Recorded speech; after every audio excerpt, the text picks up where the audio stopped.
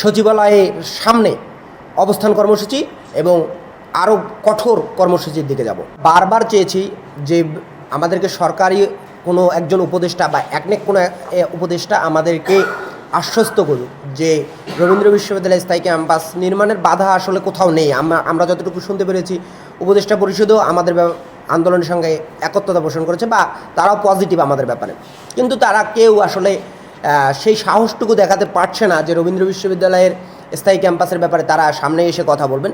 এজন্য উপদেষ্টা পরিষদের কাছে আমরা উপদেষ্টা পরিষদে লজ্জিত আমি মনে করি যে আসলে তারা এই সাহসটুকু কোনো একজন উপদেষ্টা দেখাতে পারছেন না।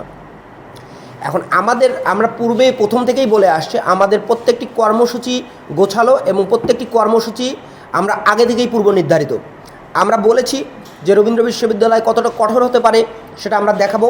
আপনারা দেখেছেন আমরা কতটা কঠোর হতে পারি।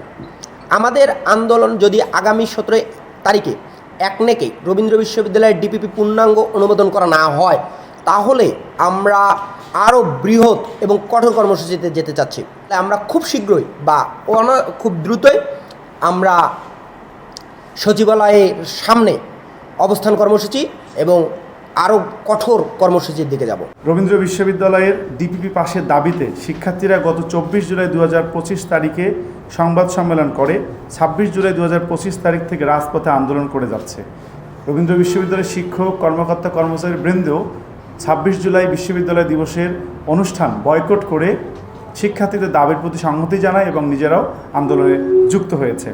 টানা 20 দিন আন্দোলন চলেছে। টানা 20 দিনে মানববন্ধন হয়েছে, প্রতীকী ক্লাস হয়েছে, প্রতিবাদী সাংস্কৃতিক সভা, সেমিনার প্রভৃতির মাধ্যমে শান্তিপূর্ণভাবে আমরা সরকারের নিকট আমাদের যে দাবি সেটি আমরা জানানোর চেষ্টা করেছি। আমরা শিক্ষার্থীদেরকে উদ্বুদ্ধ করার চেষ্টা করেছি যেন তারা কোনোরূপ রাষ্ট্রবিরোধী সহিংসতা কার্যক্রমে যুক্ত না থাকে।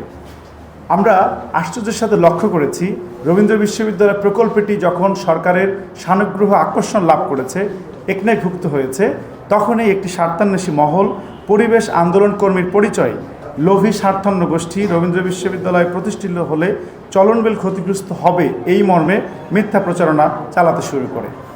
আমরা আশ্চর্যের সাথে খেয়াল করেছি 9 বছর হয়েছে পরিবেশবাদীরা একটি শব্দ উচ্চারণ করেনি, কিন্তু যখনই এই বিশ্ববিদ্যালয়টি সরকারের দৃষ্টি আকর্ষণ করতে সমর্থ হয়েছে, সরকার এই অঞ্চলে শিক্ষা বিস্তারে ভূমিকা পালন করতে চলেছে, তখন এই শিক্ষা বিরোধী, সমাজ বিরোধী, স্বার্থান্বেষী দালাল শ্রেণীর চক্রান্তকারী কুচক্রী মহল ষড়যন্ত্রে লিপ্ত হয়েছে। আমরা মনে করি গত 7ই মে 2025 সালের যে একনেক, সেই একনেকে পাশ না হওয়ার পিছনে এই কুচক্রী ষড়যন্ত্রকারীদের বিশাল হাত রয়েছে। প্রিয় সাংবাদিক বন্ধুগণ, আমরা আপনাদের মাধ্যমে তাদেরকে জানাতে চাই আপনাদের অবিলম্বে এই বক্তব্য প্রত্যাহার করতে হবে। রবীন্দ্র বিশ্ববিদ্যালয় একটি শিক্ষা প্রতিষ্ঠান, এটি কোনো কলকারখানা নয়। কলকারখানা প্লাস্টিক উৎপাদন কারখানা নয় যে পরিবেশ ক্ষতি হবে। সুতরাং বিশ্ববিদ্যালয় জাতীয় দাবি, বিশ্ববিদ্যালয় শিক্ষার বিস্তারে কাজ করবে। আমরা আপনাদের প্রতি উদাত্ত আহ্বান জানাই, আপনাদের হুঁশিয়ার করে বলতে চাই, পরিবেশবাদীর নামে, সংগঠনের নামে, এনজিও ব্যবসার নামে আপনারা বিভ্রান্ত করবেন না। বিশ্ববিদ্যালয়ে জাতীয় প্রতিষ্ঠান, বিশ্ববিদ্যালয়ে 1200 শিক্ষার্থী, শিক্ষক কর্মকর্তা কর্মচারীর সাথে আপনারা প্রতারণা করবেন না। যদি আপনারা না করেন তাহলে আমরা আপনাদেরকে সামাজিকভাবে বয়কট করব, রাজনৈতিকভাবে, আইনগতভাবে, সামাজিক এবং আইনগতভাবে আমরা আপনাদের মোকাবেলা করার জন্য রবীন্দ্র বিশ্ববিদ্যালয় পরিবার প্রস্তুত রয়েছে।